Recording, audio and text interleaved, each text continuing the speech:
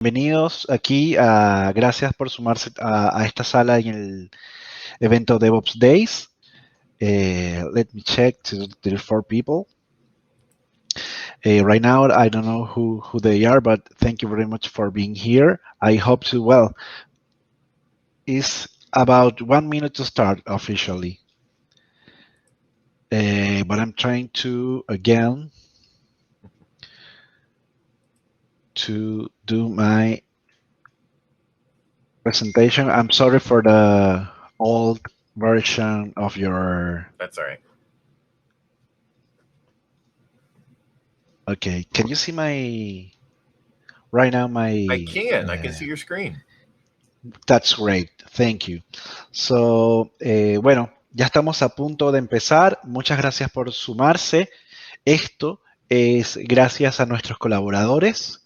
De acuerdo, sin ello no pudiésemos haber llevado este evento hacia ustedes. Muchas gracias a todos nuestros sponsors.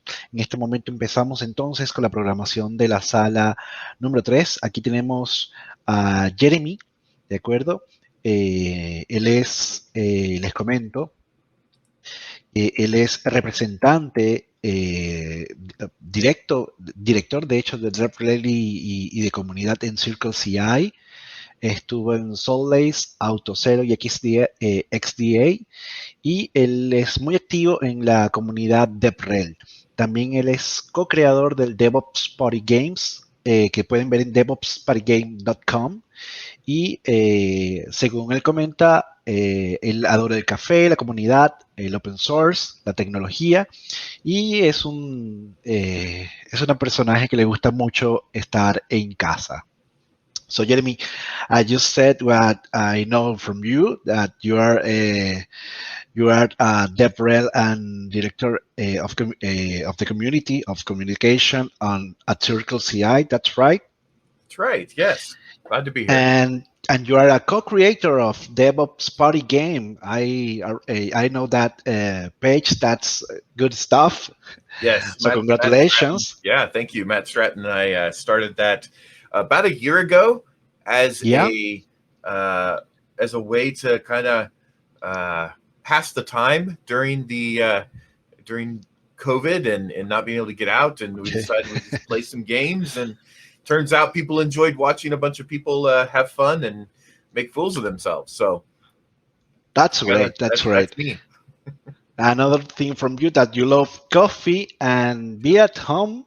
But I don't know if the pandemic you love that that much right now. If you want to go out after this whole thing happens.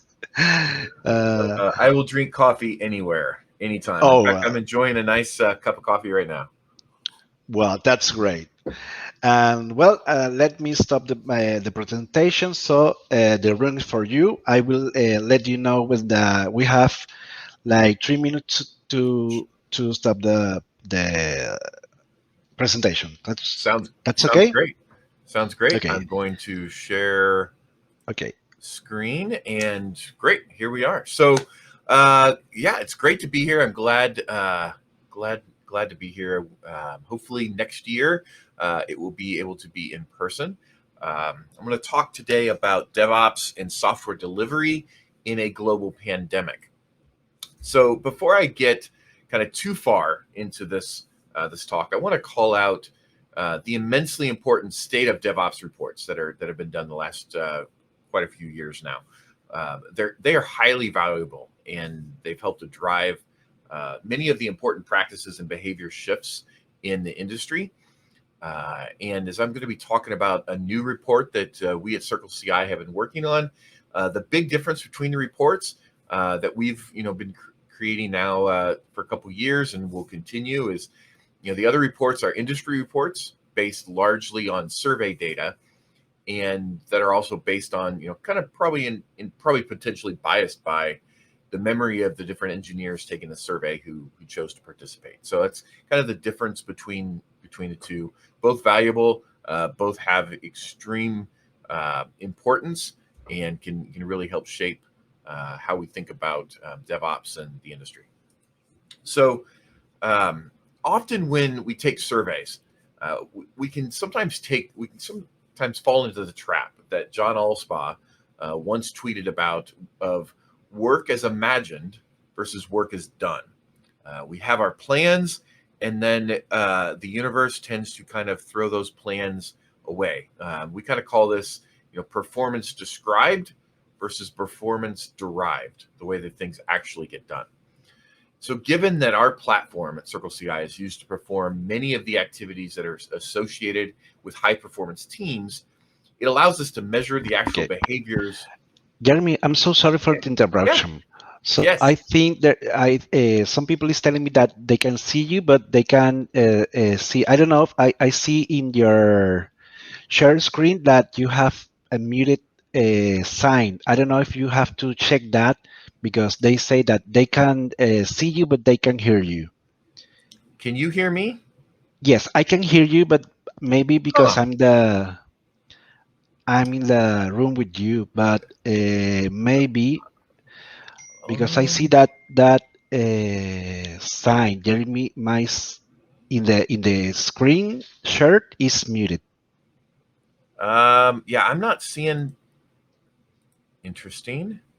The fact that you can hear me. Yep. Huh.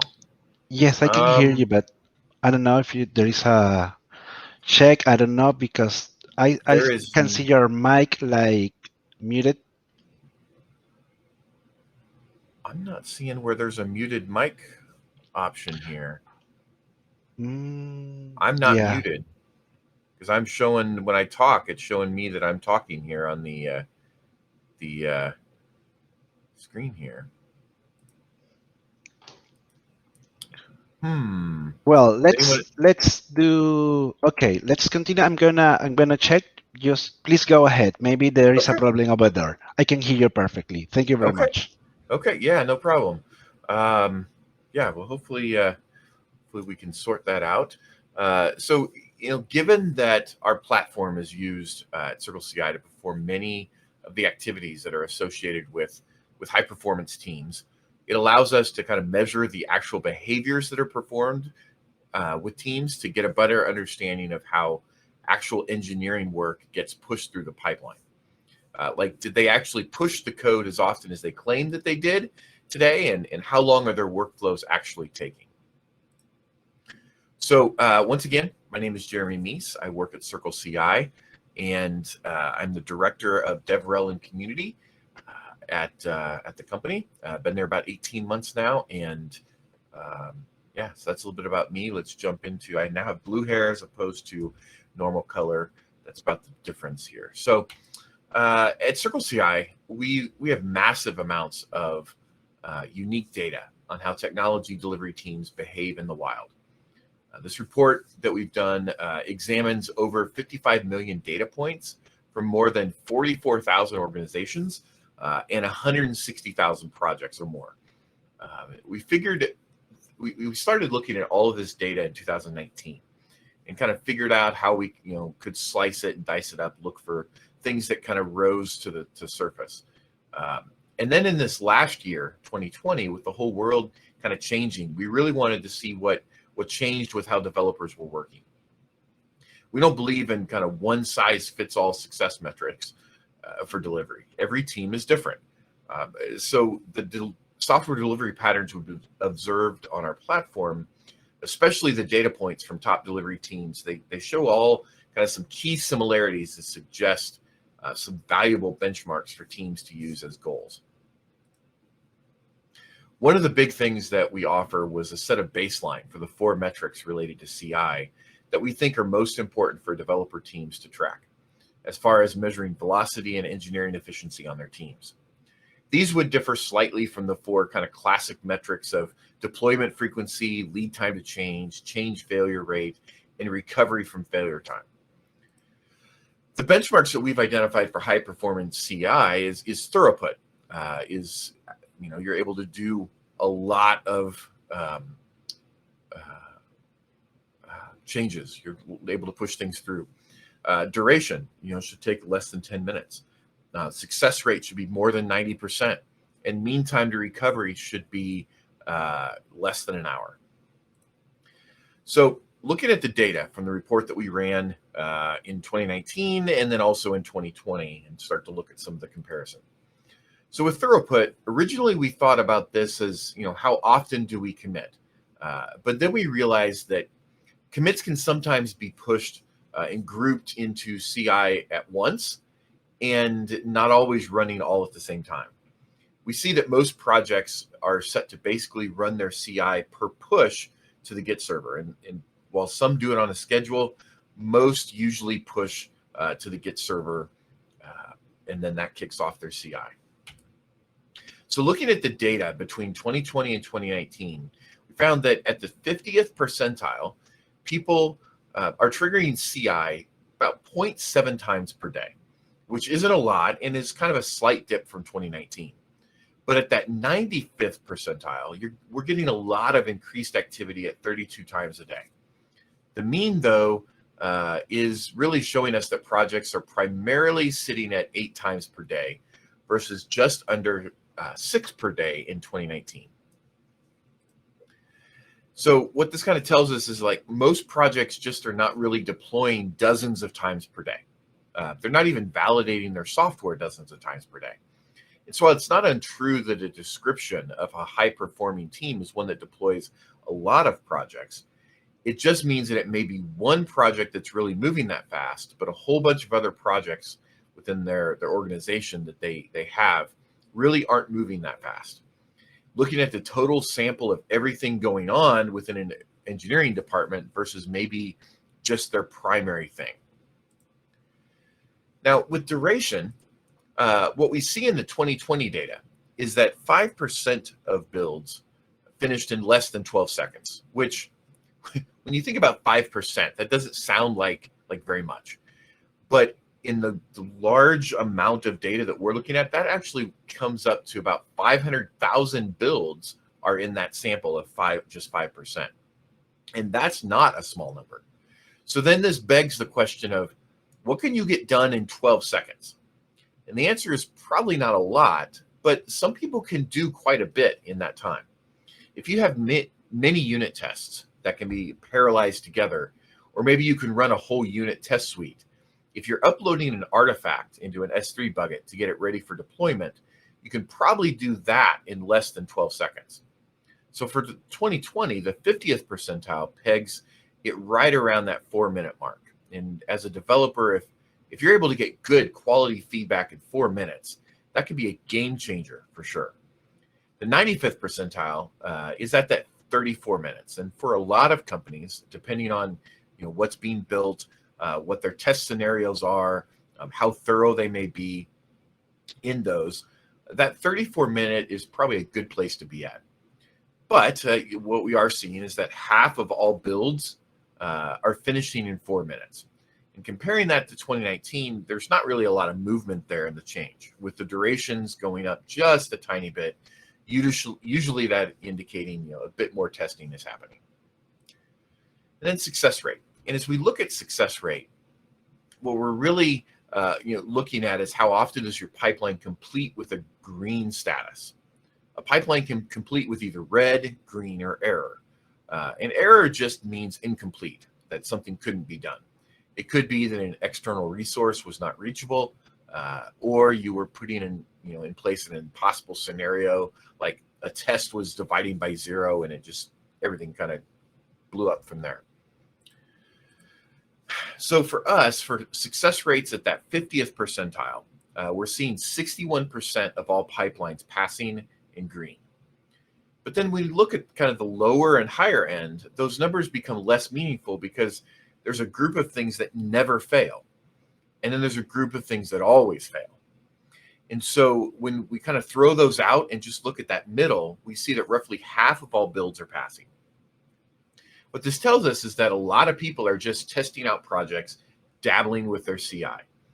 And how many of us have started up a project over the weekend, started messing around with building it, and then they haven't gone back to that project?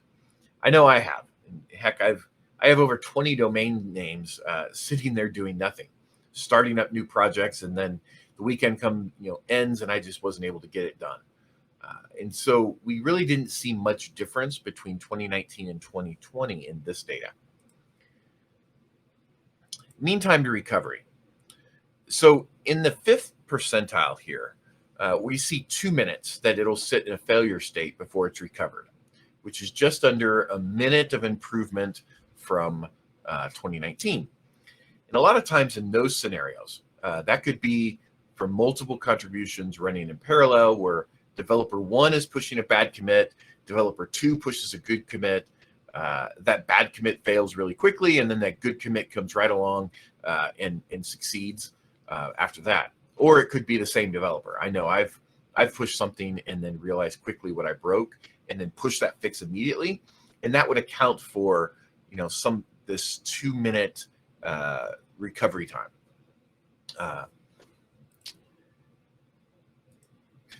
What I want to look kind of move into now is to kind of look at the insight we've been able to gather from the last 2 years of reviewing the data and what we can kind of derive from it.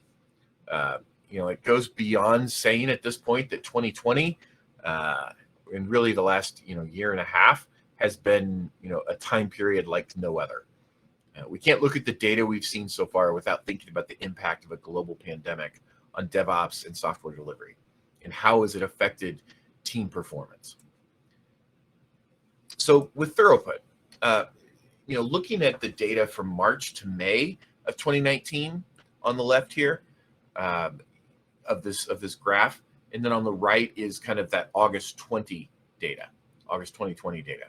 For many of the percentiles, we saw a slight dip as the pandemic was hitting into late February, early March, and then the maximum was reached in April of 2020. Now, I think this makes sense in the face of global uncertainty, and I feel it's wise to kind of take our engineering teams and shore up business interests during those times. And in this case, it seems to reflect that teams began automating as much as possible with the entire workforce heading home. And there was a lot of shoring up of those core applications as quickly as possible, making sure that they could resolve bug tickets and issues and et cetera, so that they could really lean on the stability of their platform during an uncertain time. If you think about what was happening in kind of April 2020, primarily lockdown mode was happening around the world. And we saw a whole lot more code that started going into the system in April. We also saw a lot more of activity happening on the weekends than had previously been happening, along with more hours in a day where CI activities were taking place per project, roughly 14 hours, where it had been 11 or 12, which can be reflected in, you don't have commuting times. You're not spending 2 to 3 hours a day commuting to work. You're now sitting at home and just commuting from the kitchen to maybe the basement in my case. And so more activities were happening, like I said, between 14 hours where it had been 11 or 12. So in duration, we see the mean starts to fall heading into the pandemic and then stays kind of steady. But the 50th percentile and above, the duration increased year over year with a slight dip in April, and then increased again in August towards the longest duration year over year. And what we're seeing that indicative of is that if you're shoring up your business in this type of environment where there's so much uncertainty in a pandemic, then you're adding more tests to your CI suite, more fine tuning to make sure you're getting things right, not missing anything. And in your testing, you're increasing your parallelization or optimizing right away to make sure that the application is as stable as possible. This also holds true as we see kind of throughput was growing around this time, as the graph showed. Now, success rate. In the pandemic, when we look at the 50th percentile, there are some things that are always green, some things that are always red. What we see with this uptake in success rate for 50th and 60th percentile, it ends up being about the same year over year. This tends to show your typical red to green type of cycle as people are testing out new features, they're innovating, it's breaking, okay, now it's working. No one expects every commit to be perfect every single time. So a healthy, innovative engineering team tends to have kind of somewhat of this high degree of failure where they're really pushing it and then it's okay to make some of these mistakes as we're working on new features before we roll things into the main pipeline.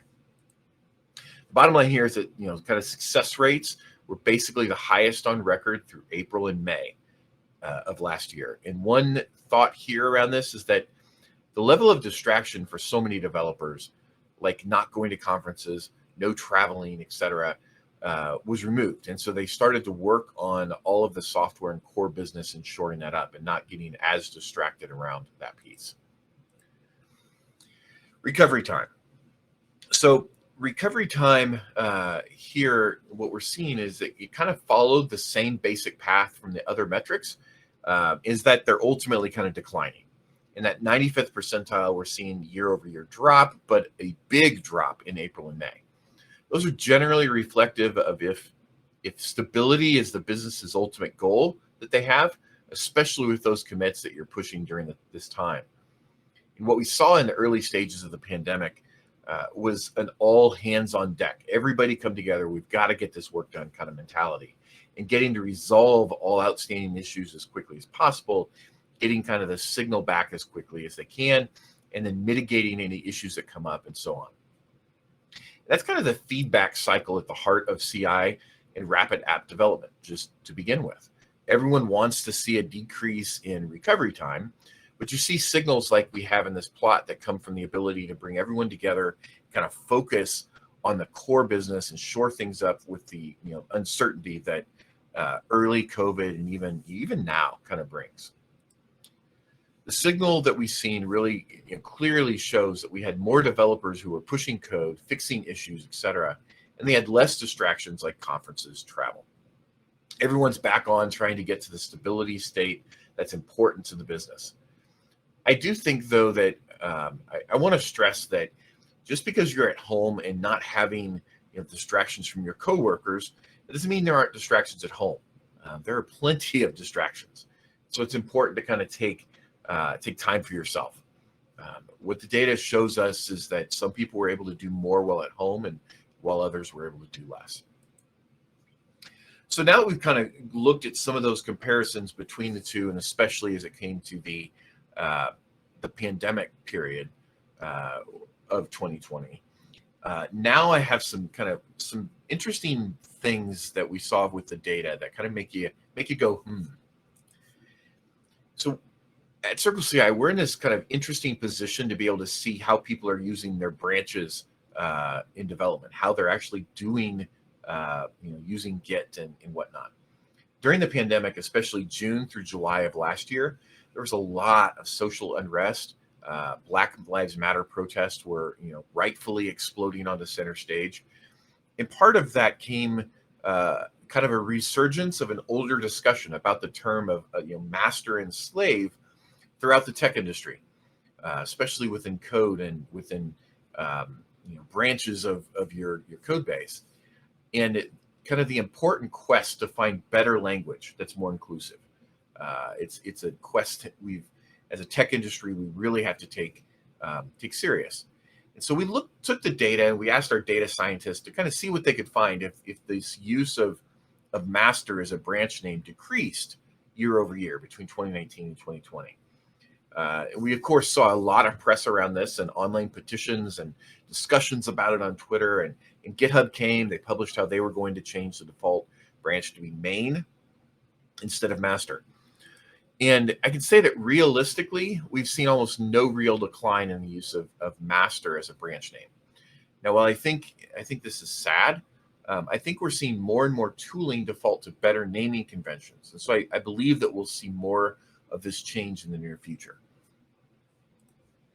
Another thing we noticed was that there was a difference in success rate between branches, with the default branch being higher than on non-default or feature branches.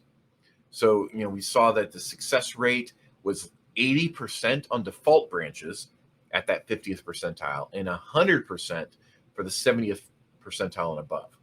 So what this tells us, as we really analyzed it, was that a lot of the innovation is happening on the feature branches, with a 58% success rate for non-default branches at the 50th percentile. So once things were more successful, Then they were moved to the default branches, and the success rate for the default branches went up.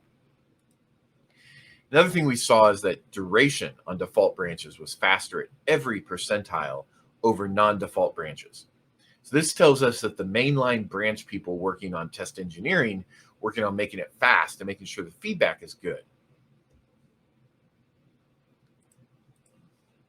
This tracks because we saw that recovery time was lower on default branches at every single percentile, meaning that people who are relying on mainline, the mainline code, they're watching recovery time a whole lot more to make sure that fewer people are impacted by a red build. So some development practices that we've seen that definitively work, especially during times of uncertainty, is one of these is success rate does not correlate with company size. When you look at organizations and how many contributors are in the organization, success rate really doesn't correlate with the size of the company at all. If you have 100 contributors in your GitHub org, or you have 4, we can't really tell that just by looking at the success rate. The other thing we've seen is that duration is longest for teams of 1, which I think makes sense. If you're a team of 1, not only are you not really a team, but you might not care if it takes you a long time to get feedback because there's no one else waiting on you. You're the only one doing that. And I think there's a social construct here where when you know that you're in the way of someone else, you're going to do extra work to make sure that it's faster or better understood or taken care of in a better way. And those are some of the things that we miss when it's just you. Recovery time decreases with the increased size of your team, which we found played out up to about team size of about 200. Above that size, the data is a bit fuzzy since we didn't see a lot of data with larger teams over 200 all at once in that same repo. It's a lot of hands doing something. So basically, the more people you are impacting with a red build, probably the faster you are to recover it. When things are red, you're holding up a lot of devs in their work. So the incentive to get things resolved and back to a green build quickly is a much higher incentive. Kind of in the reverse, the longer recovery times are from teams of 1, which again supports that idea that if it's just you, you're less inclined to quickly get things sorted. That also may just be me. In summary of these, one of the things is that performance is better with more than one contributor. In every outcome we could measure, you're better with you and if you have more people you're working with on that thing. The takeaway here is that software really is collaborative. And now, while this isn't a new concept, we don't talk, I don't think, enough about it. When we talk about data and metrics, it's a thing that we're able to prove out. And when you look at the outcomes and success rates of team sizes and number of contributors that you have, you can see that putting more people working on a project is going to give you better outcomes.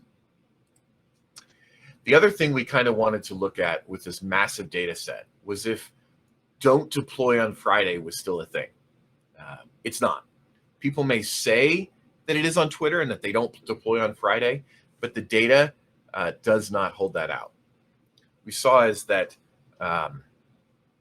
during time frame, there's 70% less throughput on weekends, which makes sense, but there was 11% less throughput on Friday and 9% less throughput on Monday. And what we did is we looked at that from a UTC standpoint, so we could make sure that we covered the best kind of timeframes across the world. And so what this shows is really that people are still deploying on Fridays. Yes, it may be 11% less, but it's not that much. And so this whole don't deploy on Friday is just really not a thing. So that's that. That you can go and get our full report at the QR code here. You can also go to circle.ci/SSD 2020, State of Software Delivery 2020. You can go to that website and you can even download the report. You don't have to sign up for anything. It's a free to download. There's, nobody's going to contact you and say, hey, what did you think of the report? There's a lot more data than what I could cover in this time frame in that report, but definitely encourage you to go out to that. And thank you.